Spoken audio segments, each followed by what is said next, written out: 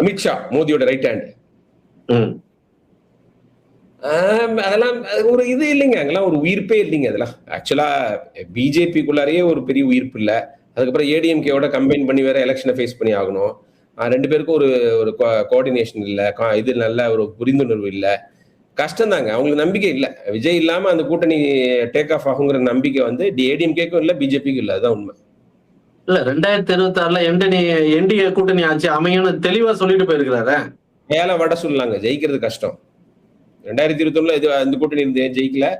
Okay, அது வந்து 10 வருஷம் ஆன்டி இன்கம்பன்சி. இப்பலாம் அந்த ஒரு ஃபேவரபிளா இல்லைங்க. ஏடிஎம்கே தேஞ்சுக்கிட்டு இருக்கு. அதான் உண்மை.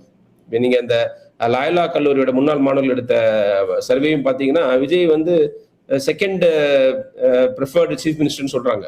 அது அவருக்கு எடப்பாடி பழனிசாமி பின்னாடி தள்ளிக்கிட்டு இருக்காரு. அதான் உண்மை. அவர் பண்ற அரசியல் மேல விமர்சனம் இருக்கலாம். பட் அவரோட பாப்புலாரிட்டி அவர் மேல எடுத்துட்டே போயிட்டு